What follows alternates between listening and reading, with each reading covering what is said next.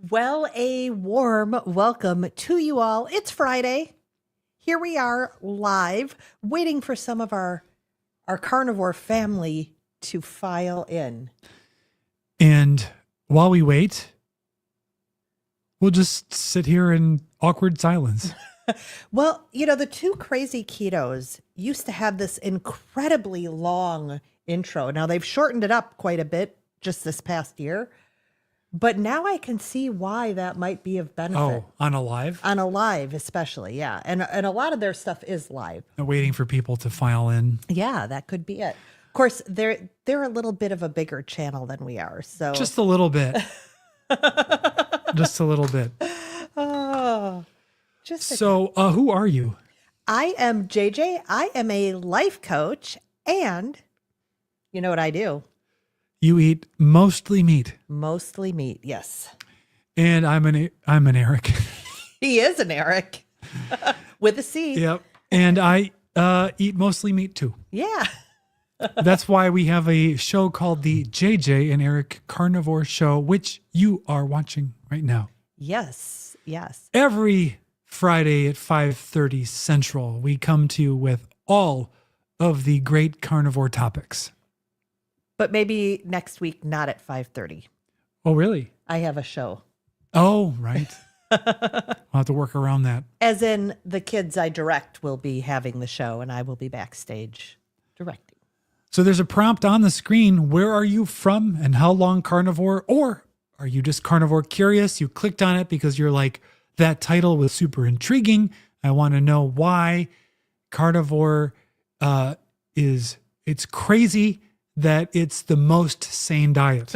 I can't remember my title. Yeah, it's crazy how sane the carnivore diet is. It is. It is. We regularly say something along these lines. I don't think we get the sane part in, but we're like, this is just so crazy. Yeah. I cannot believe the results. I can't believe the simplicity. I can't believe when I go off how bad I feel. Like, this is just crazy. Speaking of going off of carnivore, I feel like there was a stretch where like every episode we were talking about, well, we just ate off plan. We just ate off plan. We don't really do that all that often. No. But I will say that I've been really crushing it on carnivore. And it's just crazy that I just am losing weight again. And I don't know why it's happening. I was not trying to do it. No, and you don't need to. So I this morning, hit a new record low in the modern era. Really? And by modern era, I mean since I was 30. At least. At least. Because I don't remember you being this low. I don't know what it was today. It was 167. Oof. Yeah. So I need to eat more. But I don't think you can eat more. No, I can't. I eat until I'm comfortably stuffed and then I stop. Yeah. My assumption is that it's just variation, daily variation. Yeah. I'm a little bit dehydrated maybe. But yeah, feeling really good. And the steaks, I have my steaks with eggs pretty much every time. And I wait until I'm good and hungry to eat. And it is so good. And this morning, I was so eager to be eating my breakfast that I didn't cook my steak enough. Oh.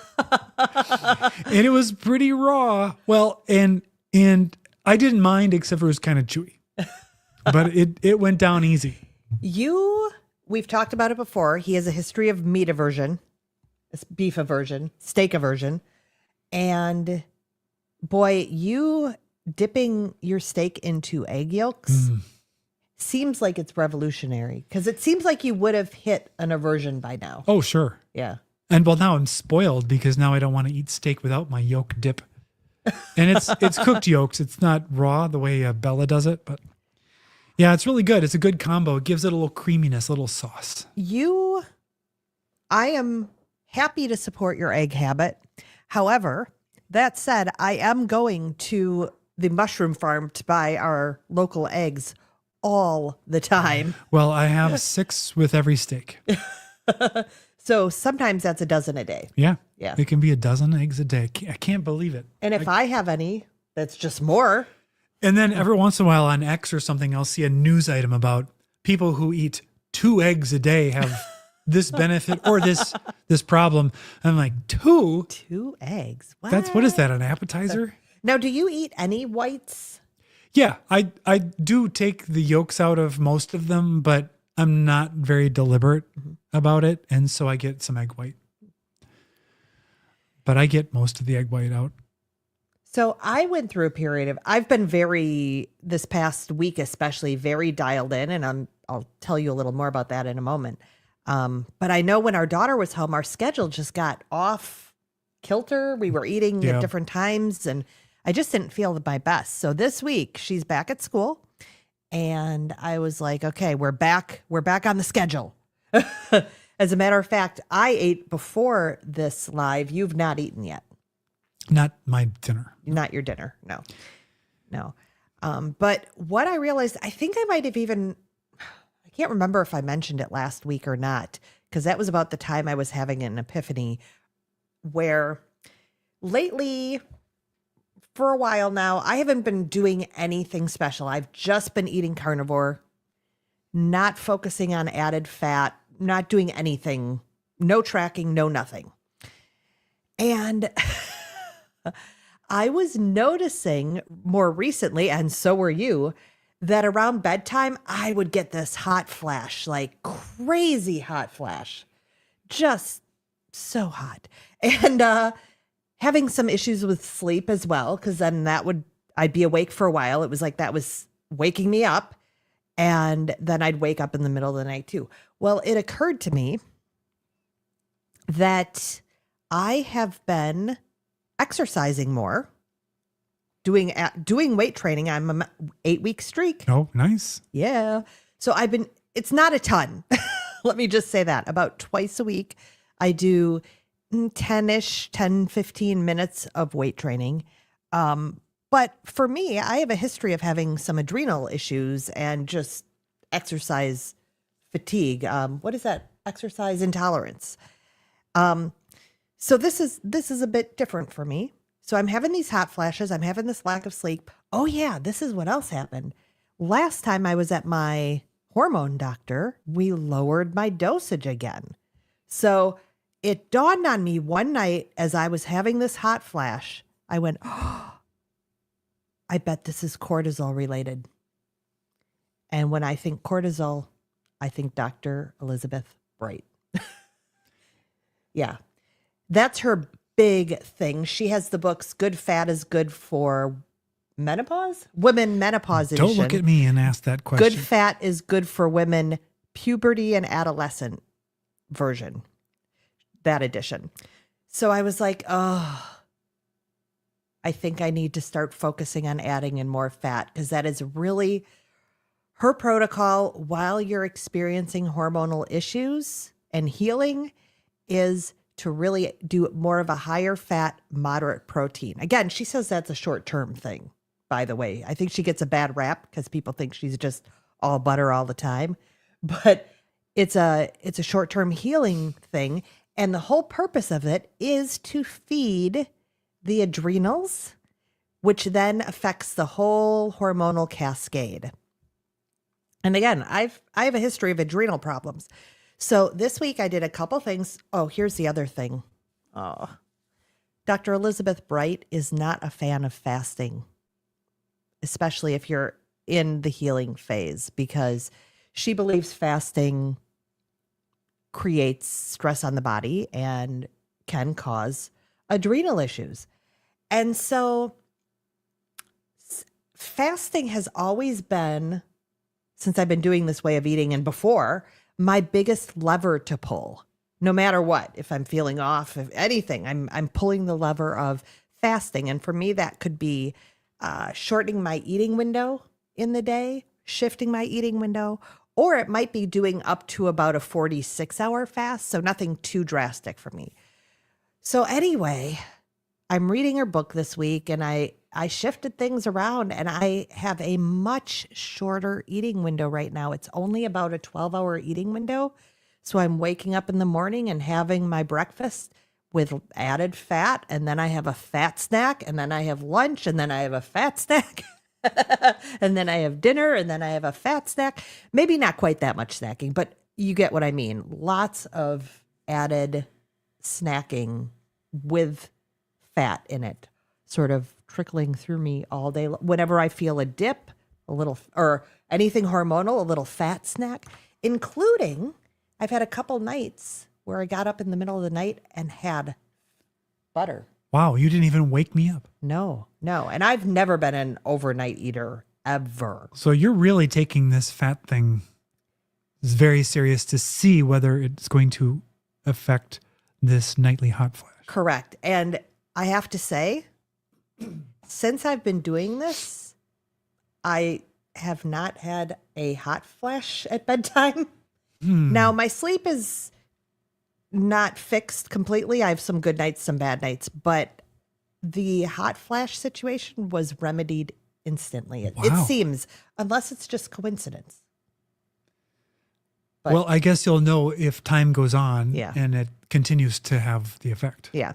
I don't know how long I'm going to do this protocol, but for a while, I definitely am, because I want, like you said, I want to see if things even out a little bit more. And I have to say, my mood the last few days has been back up in the stratosphere again. So that's been good. I have noticed there's been much more just spontaneous dance moves, which is always a sign. You know, if Yeah. there's, yeah. Hey, that reminds me of our last video we released. Yeah, we had, I don't have a screenshot of the thumbnail here, but it was something about you had no idea. And it was a picture of you next to an iPad with a freeze frame of a video that you found Yes. from 2020. Yes.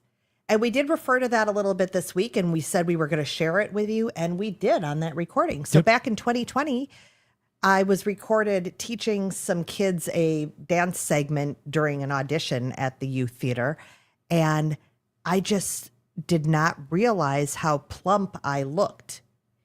It was incredible. And one of our viewers wrote in and said, "It looks like you're inflamed." And I'm like, yeah, I think I really was, because, well, I know I was, but my weight, I mean, I was 30 pounds heavier than I am now. Probably at that time, 25 pounds heavier than I am now. But I think I looked heavier than just the poundage, which is a sure sign of, that sort of puffy inflammation situation happening. So, but what I loved is at the end, when our theme song played, you sort of, as best you could, you correlated my dance moves with the theme song. Yeah, I did. So if you haven't seen that, check it out. It's funny. Always watch all the way to the end. That's the lesson. That is the lesson. Yes. So we did have a comment on that particular video that we can look at. Yeah. Let's do it. So Karen said, "I am so the same as you, JJ. The weight crept up and I accepted that I was aging and doing a vegan diet, thinking this was the best, healthiest diet. I was insulin resistant, emotionally not regulated. Yeah. Sleep was very disturbed. I was hungry all the time, craved carbs consistently. I thought I had a lot of energy, but it was slipping. Carnivore turned all that around. Yeah. My weight has stalled after the initial 5 kilograms lost. Did your weight consistently come off to where you are now?" So I'll answer that. And then I want to hear your sort of answer about stalls again. Okay. But for me, I've shared that it took me about 7 months before I started losing weight. But you said clearly there was some body recomposition going on. yeah. And now that I've seen that video, I'm sure that a lot of inflammation was resolved pretty quickly, even if my scale wasn't moving a whole lot. So I didn't lose any weight for 7 months. And then I started to lose, but so very slowly. So I was losing about a half a pound a week, which I know is healthy. So I'm not complaining about it, but I'm saying that I was good with it. And some people might look at that as a failure or Yeah. not good enough, because it was slow. I was the turtle, and it took me a very long time to lose that weight. I was very consistent, about a half pound. And yeah, I did experience some stalls. Nothing, I don't think there was anything that was like months long until the last 4 or 5 pounds came off.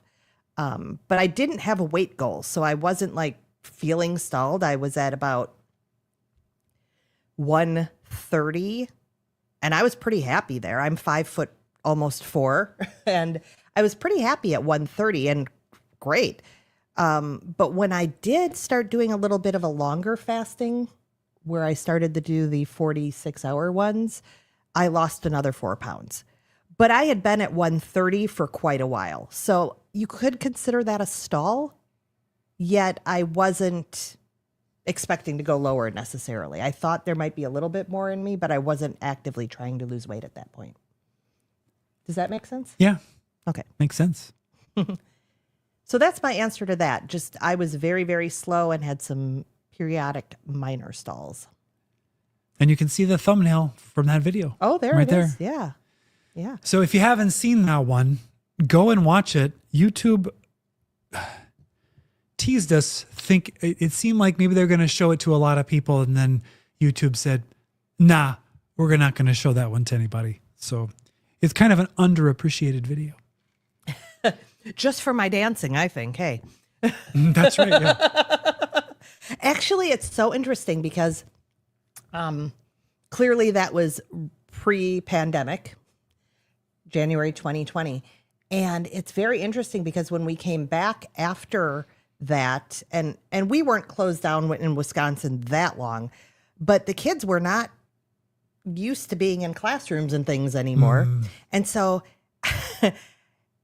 it was a bit of a different world with the kids in the theater. And so watching the dance that I did there, it was a pretty challenging dance for an audition.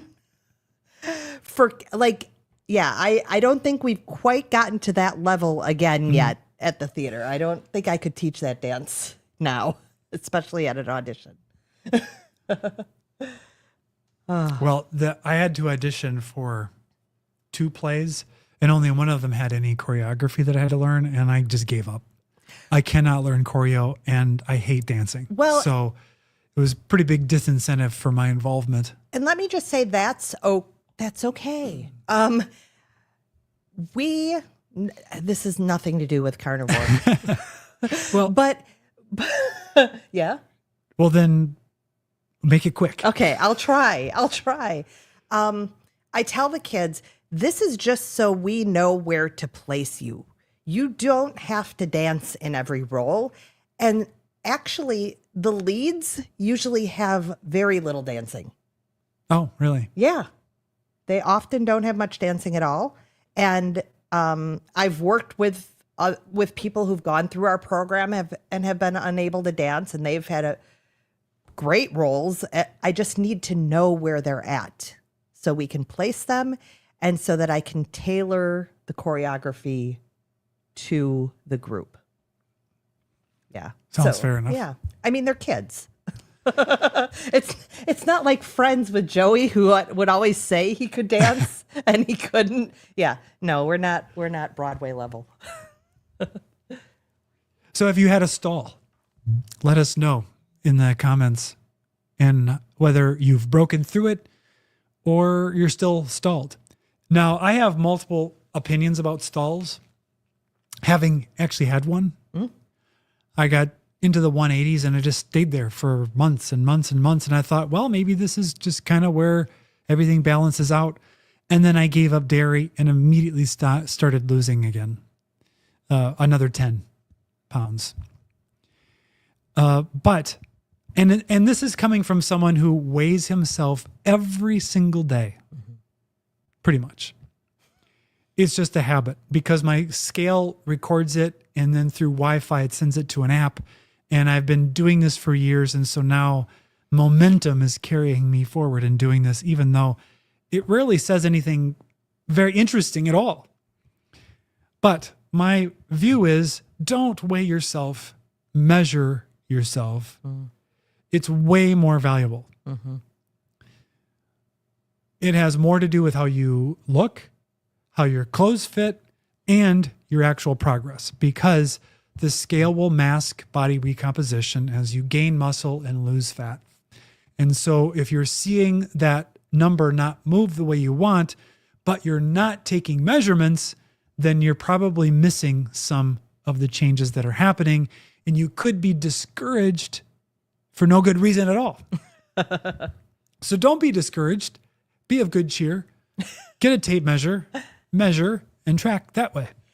I think it's interesting because it really is about what the scale does to you mentally. Like you said, you can jump on it every day and it doesn't mess with your mind.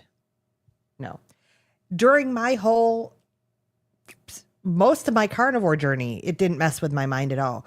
However, since I have been doing weight training, I have not stepped on the scale because I don't want to see the changes. If it starts, I expect I might be gaining muscle and it might go up a little. And I'm just mentally not prepared for that at the moment. I get it. Are you too bothered by the number on the scale that if it's not what you want to see because you have a number in your mind, that it's toxic information for you? Yeah. I sort of get it because when I was at my heaviest, then I related that to where I thought I was in a healthier shape. And so then I would say, okay, then this is evidence that I've not been hewing to healthy eating. And I would get upset with myself, but it wasn't so much the weight as it was the fact my pants kept getting too small. Go figure. I might have mentioned this, but there's a stack of letters that my mom wrote to her mother after she had gotten married to my dad. And so many of them are about the food that she made, the cakes that she baked, and how Bill my dad kept accusing her of shrinking his pants in the wash. And she kept talking about how she had to let out Bill's pants again. And then there were times where he ate the last piece of cake and she was really mad because she had her mouth all set for that piece of cake and he ate it. And she would write, "Phooey." Phooey. I mean, these are letters written in the 50s. They're just really, really funny. They are good. My mom was kind of funny. She was very funny. But yeah, just a different era. But it was just so funny that it's just so my dad to have accused her of shrinking his clothes. Now, I did the opposite for you when you were heavier. I would not your pants. There's not much I can do about your pants, but your t-shirts, I would air dry. I'd stretch them and air dry them. Okay. Yeah. To make sure that they weren't too tight. Yeah. Oh, yeah. Yep. That's funny. Yeah. Yep. So I was watching, I had a new person come up on my YouTube feed this week. Okay. And her channel name was Casually Christina. And oh my gosh, I loved this video. So she was trying the carnivore diet. Her husband had the idea to start it, and he was overweight for sure. And she listed his health issues, high blood pressure, like all this stuff that he was having issues with. I think if I had to guess, they're probably around 40-ish. Okay. Okay. She is a gym rat. She does the gym every day, the sauna. She eats a pretty healthy diet, keeps things, her carbs, her rice, her sugar in moderation. And so she thought she was going to sail into the carnivore diet with no problem because she was already so healthy. And oh my goodness, she struggled that first week. And mind you, she was also doing things like eating 14 ounces of egg whites with 2 whole eggs in them. Oh, okay. For breakfast. So low fat. So she was still doing sort of a low fat type of thing. And midway through the week, that week 1, she felt awful. Midway through the week, she started adding more fat and she seemed to flip her switch and then felt amazing. But it was week 1, so you don't know, is this just coincidence or is this the diet? So anyway, I already gave away a bunch. She has released week 2 of this series as well. I think they did it for 30 days. I have no idea where this is going, but it's just so much fun to watch someone who is just totally new. Like, she didn't really have much reference at all for the carnivore diet. She was just doing it because her husband was. And so, yeah, it was just, I'm really enjoying it. And meanwhile, her husband, like, she's like, oh my gosh, the inflammation came out of his face in week 1. He's like, I don't see it. I don't know, whatever. But she's like, holy cow. And his blood pressure was going down right away as well. So it was, it was just fun to watch it. So Casually Christina. Casually So she learned the lesson that you have to eat the fat. Don't be afraid of it. Eat the fat. You're gonna feel great again. It's your fuel. It's your friend. It's delicious. So put it in. Eat the fat. Since I've been eating more fat this week, that song has been playing in my head. Between funny juxtaposition, that song, and then we're doing Willy Wonka at the theater. So Candyman. Yep. That song does not exist beyond what you just heard. That's it. Just don't go looking for it.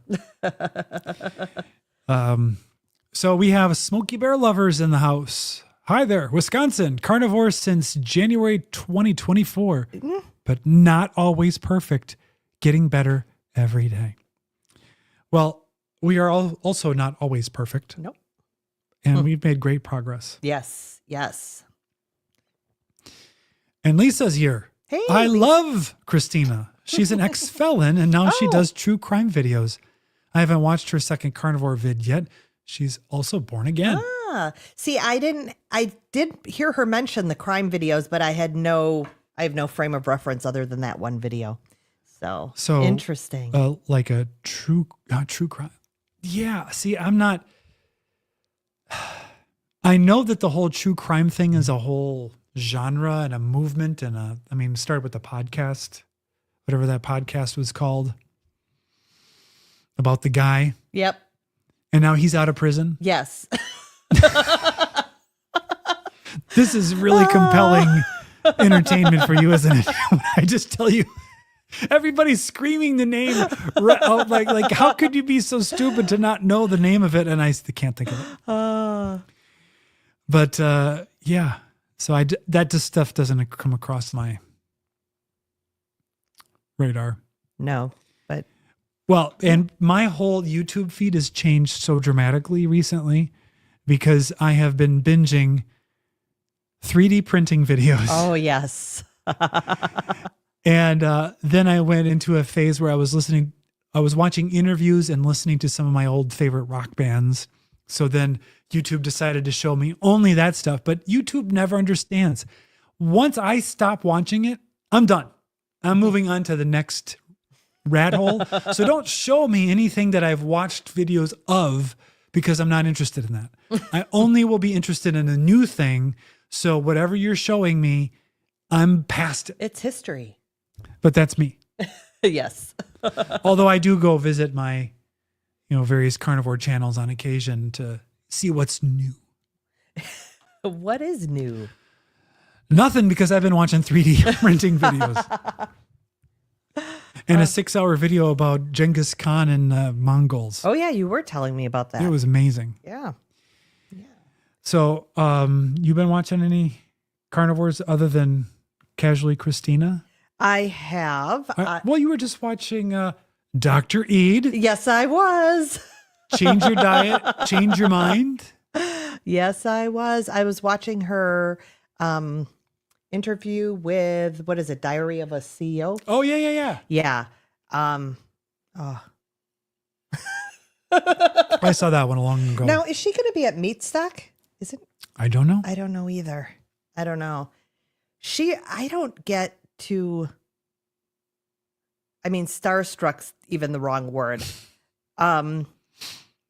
with other people, but I don't know. She might be one that I'm just like, Dr. Eid. I don't know. But yeah, so I watched that video today and it was, of course, phenomenal. And I had some points I wanted to mention about it, but then I didn't write them down because I was like, I don't want to quote Dr. Eid. I get it. Diary of a CEO is a good podcast. What is his name? Simon? I don't know.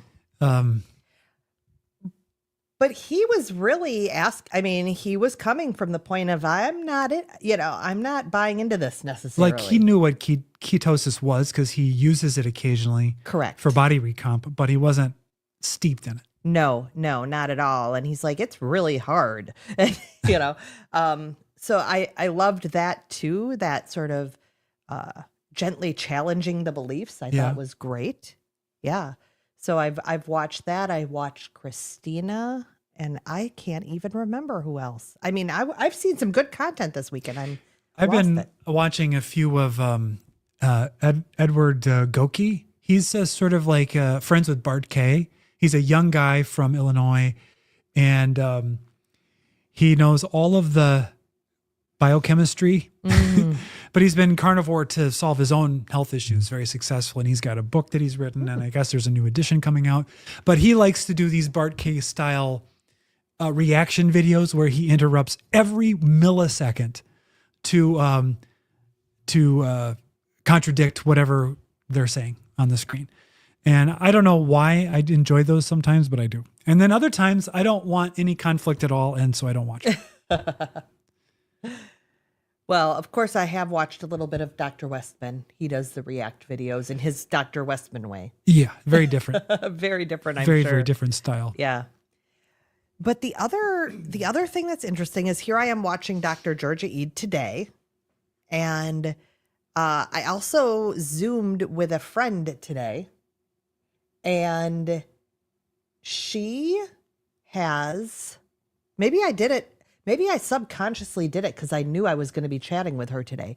But she has a seizure disorder and some other brain health issues, including concussion not too long ago and so forth, and other health issues. And last time I talked to her, which has been a few months ago, she was carnivore curious at that point too. And she still is. She really wants me to help her a little bit, guide her a little bit. But it's really interesting because one of the things she's like, I've come to, she's like, I've accepted that I might be sacrificing my heart health for my mental health by doing this diet. So she's very much, and I mean, she's seeing a lot of doctors right now. She has to, for all the different things that are happening with her. And so she's very much steeped in that she should be doing the heart healthy diet. Okay. But she says she doesn't feel good on it. And she's also recently been told that maybe the FODMAP diet would help with her digestive issues. Yeah, I've been down that road. That's what I told her. It was a dead end for me. Yeah, I told her that too. I'm like, and again, I don't know. But it's very interesting, the idea that you could be she's choosing to possibly sacrifice her heart health for her mental health. And it's because she wants to live a vital life. From her point of view. From her point of view, yes.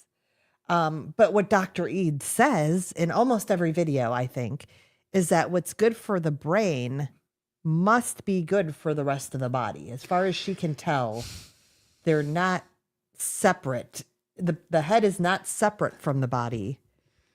So therefore, her opinion is that brain health equals physical health. Well, it makes sense to me. Yeah. It would seem that if there is a way of eating that improves your bad health and makes it better, it's hard to believe that it would, for some reason, isolate one organ Yeah. and be bad for it, but be good for all the other ones. Yeah. But who knows? I mean, we're all a big giant walking experiment for all the choices we make. So who knows? But I agree. How can I have the best health of my possible life? Definitely adult life, definitely even teenage years on life. And can that really be doing damage? I don't know.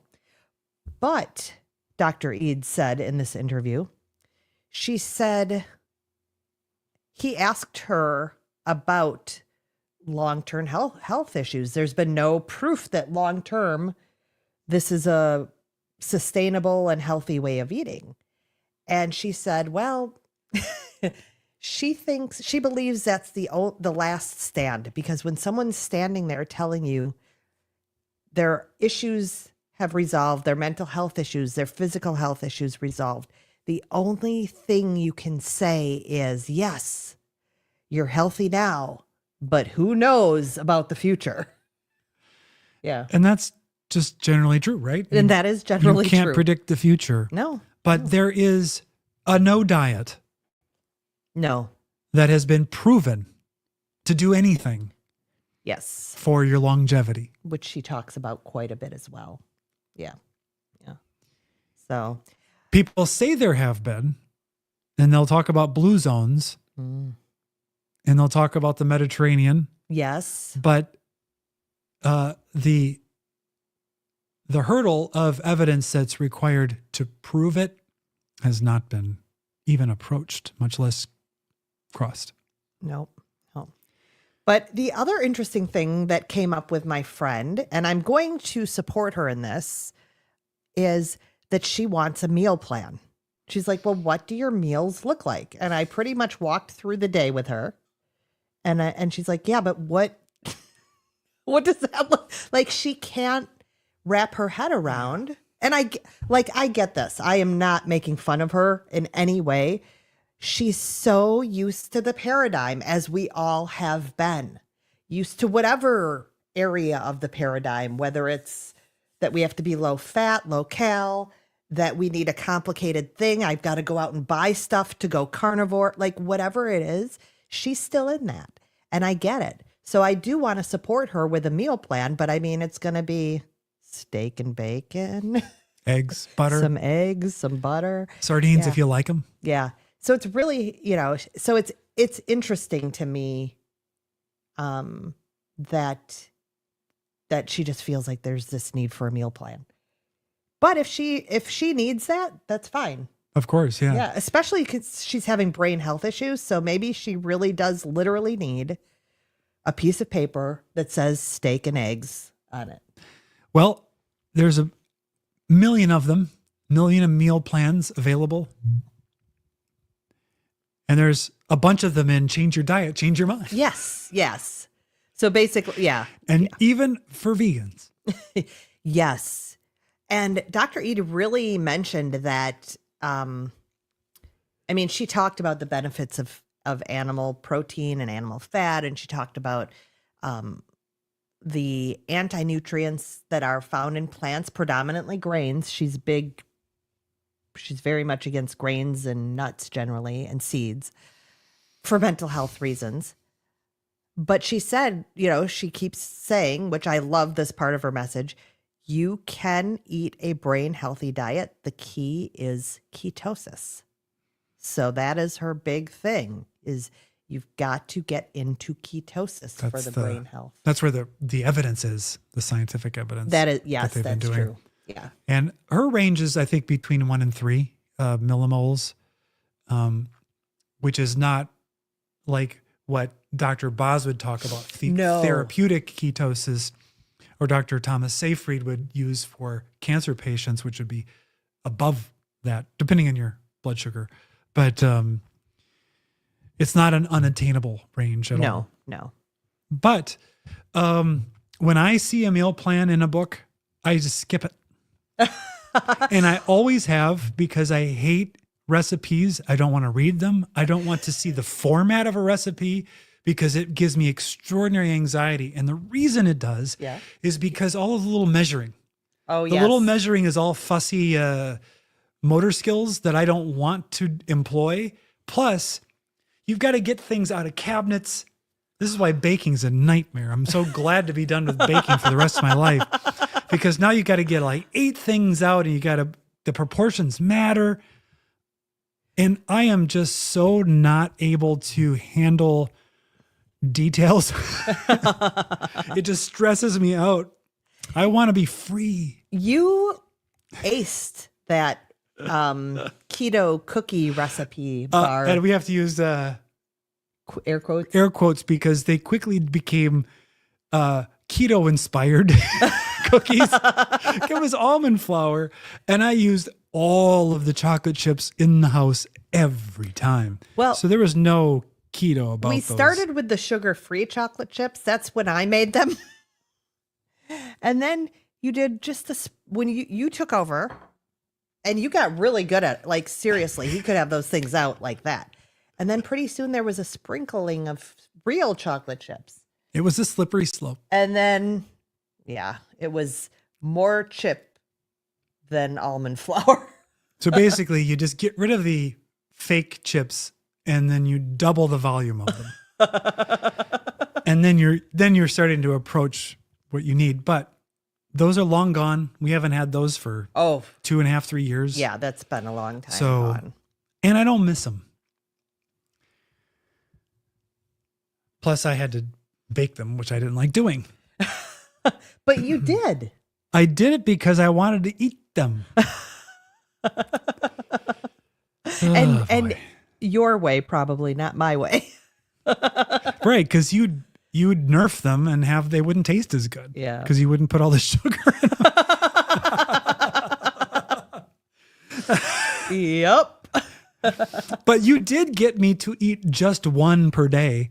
And that right there Yeah, is an unbelievable victory, that was, even at the time. No, I think I've said this before you came to Carnivore. Yeah.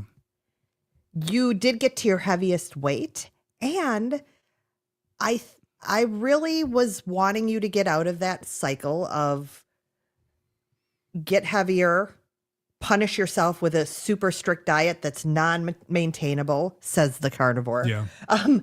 And then you'd fall off the wagon, and then just cycle. It's the yo-yo punishment cycle over and over. As long as I've been with you, it's been that. And I do feel like in that couple of years leading up to Carnivore, you actually broke that cycle. Of course, you were just gaining, but I still think there was an important piece to breaking that cycle. And now you're Carnivore, so it's not an issue. No, for me, it's impossible to overeat on Carnivore. I just can't. Yeah.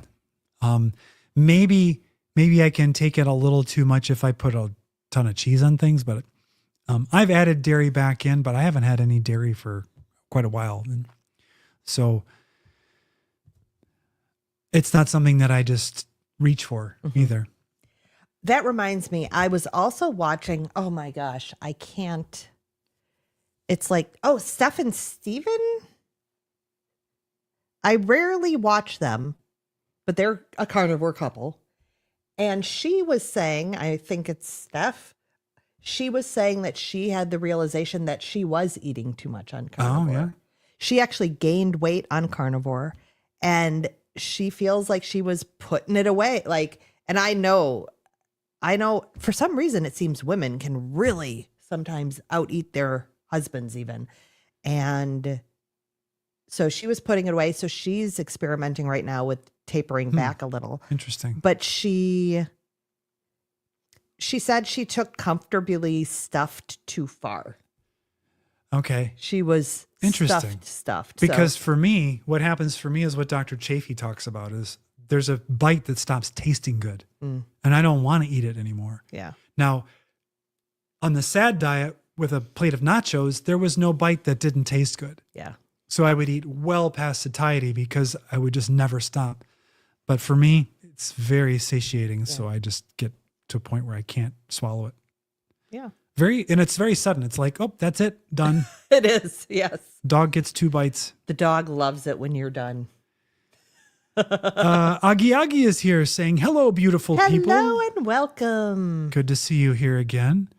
Michelle says, must be the sardines. And that's related to something that we said But you're still doing the in the sardines. past. Yes. As a matter of fact, I've got more sardines coming tomorrow because I ate my last 2 tins today. And I thought I had a whole other case of them in the cupboard, and I didn't.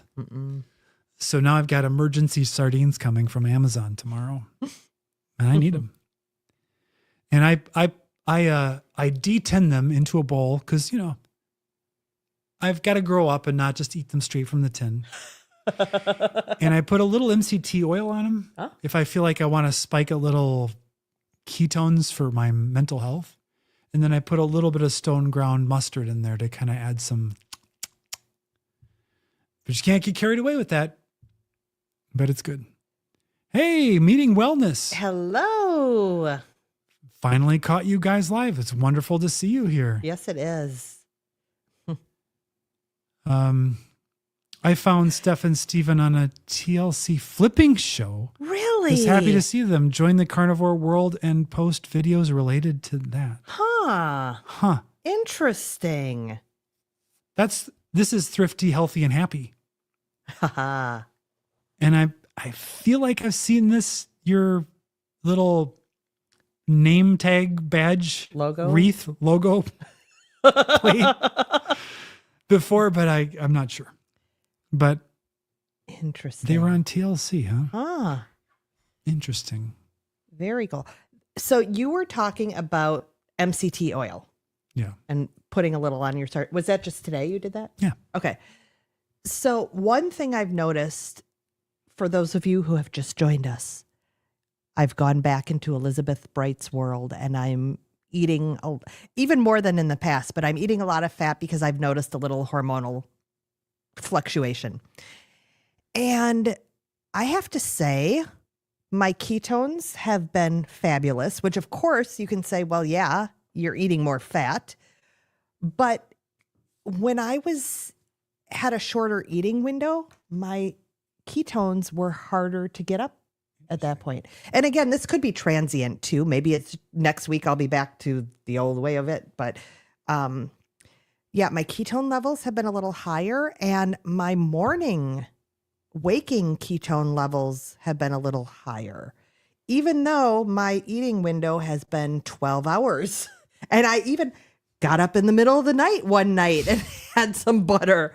So I just find that very fascinating because, like I said, fasting is my lever. So to me, under that umbrella, I have to fast longer to get my ketones up, not eat more. And I get the fat, but just eat more times a day. I just was very It's an shocked. interesting experiment for you. Yeah. But I don't think that eating in the night is a good idea. I don't plan to make a habit of it, but Are you going to keep a butter dish next to the bed? I might. But I'm going to keep trying that. So yeah. Now last night I had a hard time getting to sleep, but I did stay asleep all night. So I don't know. We'll see. Yeah, Thrifty says, it's been a while, but I've been here.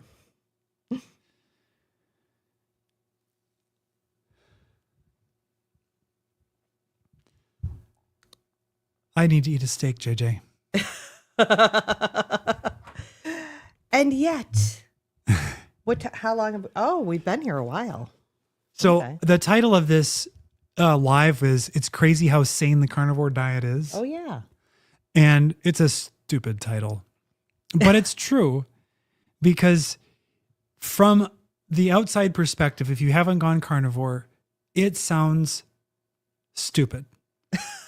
Just The people who are doing it are dumb or they're crazy or there's something else wrong with them. Because why would you just eat no carbs at all? And then you do it and you get adapted to it and then you get all the benefits And then you have this revelation of like, this is how humans are supposed to eat. Now, maybe we could be allotted a few more carbs and some greens, and don't let Alan hear me say that. Some greens or some fruits occasionally in season would be fine. But, you know, if you've had 5 decades of having a deranged metabolism like I did, taking all that out was really, really important for me. But then, you know, here I am, 54 and feeling great, stronger than ever, more energetic than ever. My mental health is improved. My body composition is really good. It just seems like it's pretty obvious this is how a human my age should be eating. Well, and Dr. Ede talked about how she didn't realize her mental health was suboptimal. And I think that's how we go around is, we've said it before, a lot of things are considered normal aging. It's so common, we've normalized it. And I think same thing with mental health and brain energy. It's normal or common to like be done at 7:30 at night, like be shut down. I'm done. That's been totally normalized. And so before you step into this way of eating, you have no idea where you can go. You have no idea at all. So this crazy way of eating doesn't become sane until, like you said, till you're going, wow, I get it. Like this is really the way we're supposed to be eating. And again, the proper human diet range, I think. Of course. Yes. But we are not supposed to be building our plates around grains. I don't believe it. No. At all. Yeah. And again, you don't know till you're on the other side. Pam says, I can do butter in my coffee, but I have to choke it right from the stick. So what here's what I've been doing. I can eat like in the middle of the night, I can put a little Kerrygold in, that's fine. But I don't love eating butter. I don't love grabbing this, like Bella just eats the butter. And I don't love that. So I've actually been metering mine out in about tablespoon and wrapping it in salami. Oh. A very thin salami, but it goes down really good. I've seen you do butter on cheese too. Yeah, but I'm trying not to do as much cheese. Yeah. Because again, I wasn't feeling my best the last few weeks. So I it's not completely out of the diet, but I've reduced it. So many people I've spoken to about carnivore say they had no idea they had mental health issues until they went away, myself included. Yep. Well, I knew. Oh, we all knew. Everybody who knew me knew that I had some anxiety problems. Yes, yes. And I was able to, I had a very successful prescription for Vibrate, an SSRI-like drug. Helped me tremendously for a year and a half. But 6-7 months into carnivore, I don't remember exactly the timing now, I was like, I think I can taper off. And under a doctor's protocol, I tapered. The withdrawal was not bad for me. It was very mild. And then all of a sudden I was done and I just felt the same. Now over, I don't know, end of last summer and going into this winter, I did have a recurrence of some anxiety coming back. And I did a lot of tweaking with high fat and different diet approaches and stuff. And really made have really reclaimed a lot. I think I've reclaimed 90% back so I feel like I'm on the right track with that. And it's all down to the diet. Mm-hmm. Yeah. Charlie's in the house. Hey. Start of Carnivore. First, they call you crazy. Then they fight you. And all of a sudden, you're on a YouTube channel exemplifying its health benefits and helping others. Yep. Yep. And Ooh. if you haven't seen it, where'd it go? Here it is. This is our interview with him. Carnivore lost 180 pounds, and I think it's probably more now. Carnivore changed 200. my Yeah, life. I think he's at 200. From struggling to put on, I think it was socks. Yeah. So And check that video out. It's a great, great interview. I always have to say this because my dad passed away at age 43 from metabolic diseases, that he is also able to be a better father. And that was a big, big motivator for him. Charlie, my dad did not. Carnivore came too late. Carnivore came way too late. We talk about this frequently on this. It's like, what if we had known about carnivore when we were 30? Well, we wouldn't have done it because the conventional wisdom was low fat, healthy whole grains. When I was 30, I hadn't even gotten to drinking the green smoothies yet. No. Which was my big health kick. And it was a huge success for me, not in improving my health because it just destroyed my gut.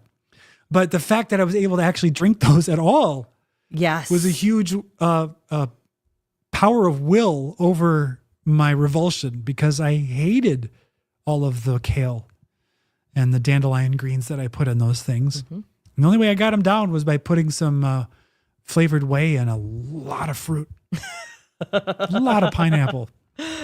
Yep. And then I was cracked down. I was like, oh, I'm not putting this banana. Banana's pure sugar. I don't need that banana in there. Meanwhile, I've got like half of a pineapple. An apple. But who knew? Oh, they were so vividly green. They had to be good for me, right? Right. Oh, but the more I ate them, the worse I felt. And I managed to do some interesting things to my gut. It's so interesting because you were a pickier kid and young adult when it came to super food. picky. Very picky than I was. Yet I could never, I would try the juicing. I would try the green smoothie. I could never stick to it at all because it tasted so horrendous. Well, that was the appeal of it. Yeah. Was it tasted so bad, I knew it had to be good for me. Now, isn't that ironic? Because now I've had some beef aversion, but carnivore meals generally taste good. Yeah. And my trick for that is just be hungry. Yes. And if I'm not hungry, then I just don't eat. Yep. But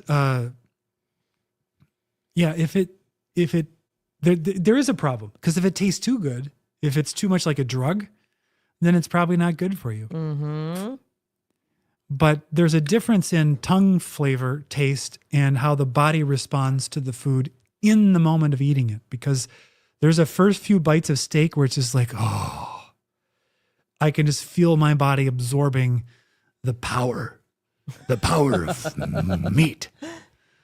But my eyes turn yellow.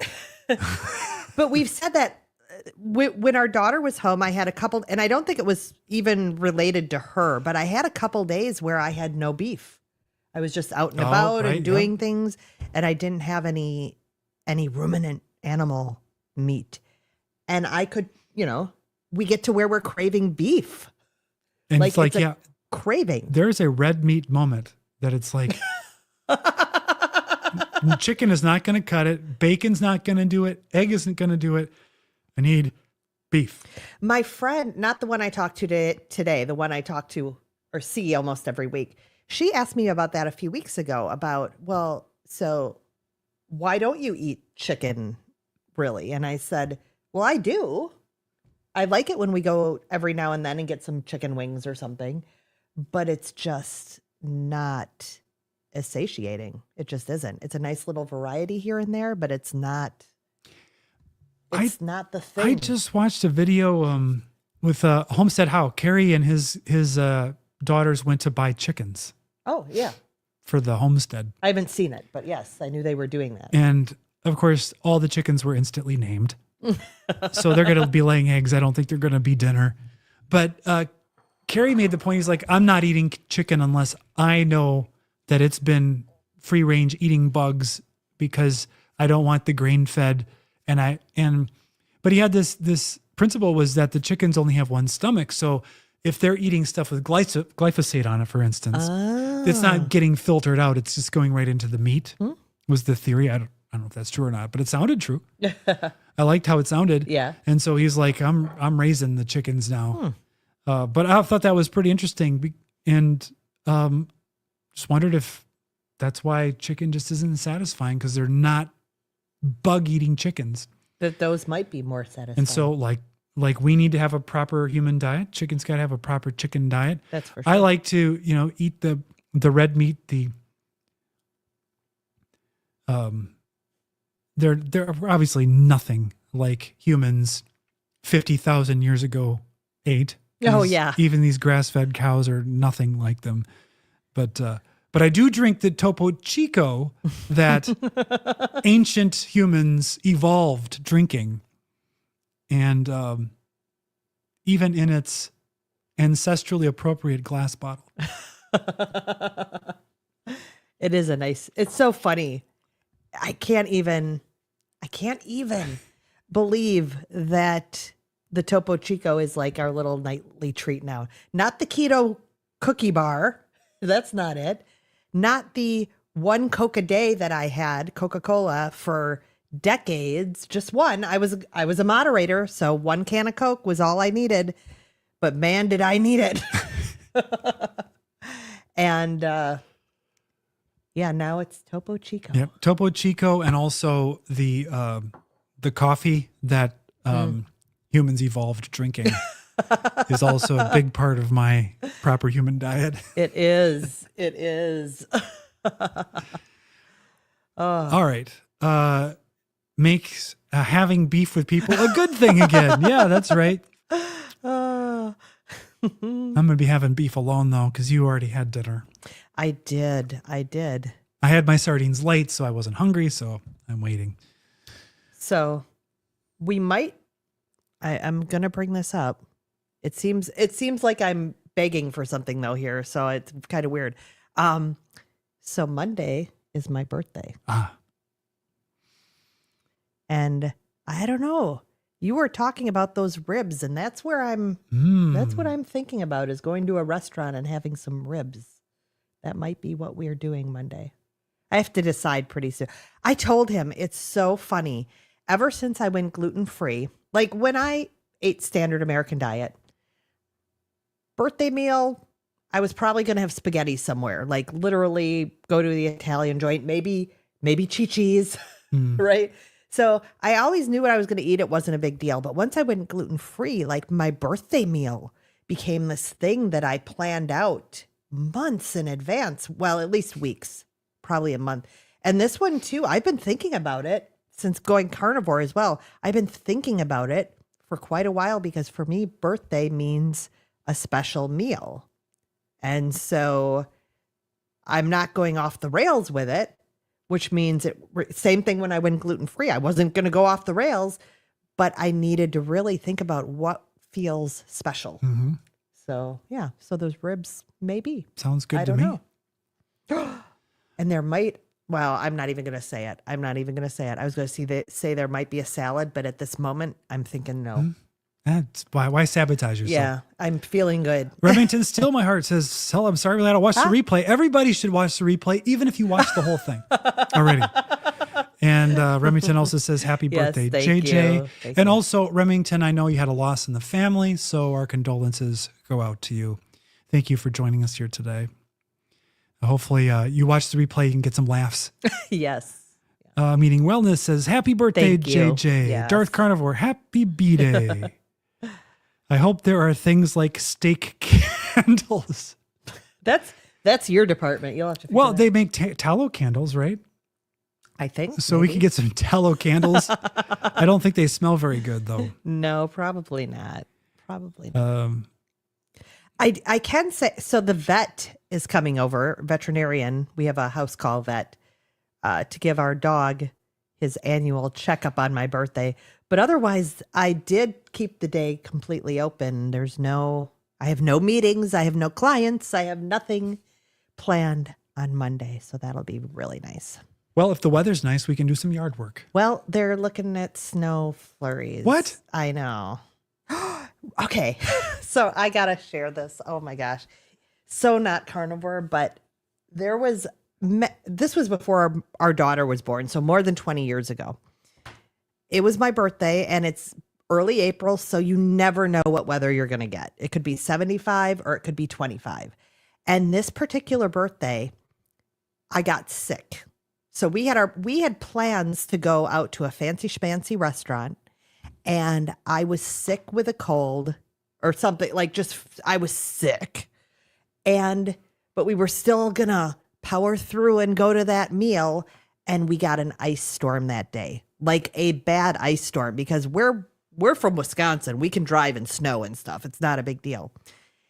And you're like, well, no, let's go anyway. So we went, crawling very slowly in our car, very slowly, trying to be safe. We had our meal extremely early in the day, I remember. I think it was still light out and it was really early in the day. And then we stopped at the grocery store to get ice cream because that was going to be my dessert, my birthday dessert. And we picked up a few other items and we headed off, crawling home through the ice storm. And we get home and the ice cream didn't make it home with us. It was not a great birthday. Well, where did we lose it? We left it at the store. Like the bag never came with us and we could not go out again. Like there was no going out again at that point with the ice and me being sick and stuff. That was so long ago. Oh, it was so long ago, but it is still stings. It was just such a rub that year. It was so funny because I felt so horrible and just nothing cooperated that year.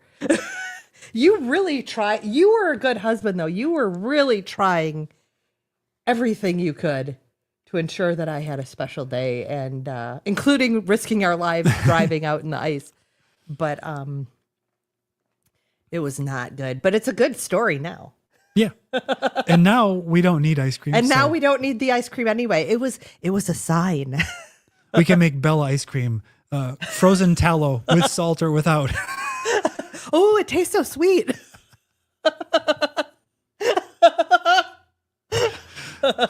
Bella will be at Meatstock and she's going to know about that. And she's going to be like, you guys aren't funny. I'm looking really like she's what I'm looking really forward to meeting because I am in her community and have been for more than a year now. And every time I think she's going to be possibly we haven't been to that many meetups or events, but every time I think she might be there, she ends up in one at the other side of the world or the other side of the country. So I feel like we've just been. Word gets out that we're going to be there. And she's like, I'm out. These people are crazy. Ice Trekkers on Amazon. Is there a show for ice trekkers driving on ice? No. Oh, yes, there is. Yep. And Lisa says, happy Thank you, Lisa. birthday. Yeah, it'll be. And you'll be 29? Again. All right. It's time for me to eat. It is. Oh, yeah. So we we're went going to way sign past off. now. Okay. So we're going to, don't go anywhere because the theme song is next, right? So thank you guys so much for coming. I just want to say your support means so much to us. And it's the reason we keep coming back. Mm-hmm. So every day stronger. Every day more blessed.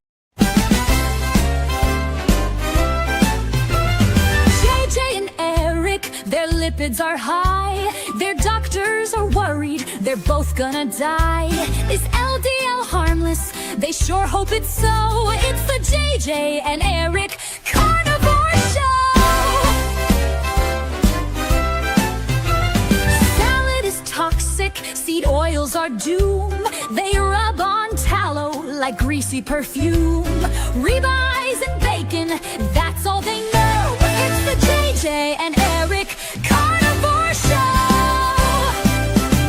No wheat, no kale, they're laughing at greens.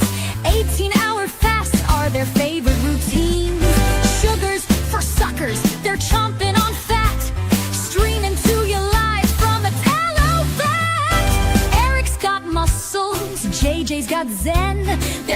fun to chat with their carnivore friends.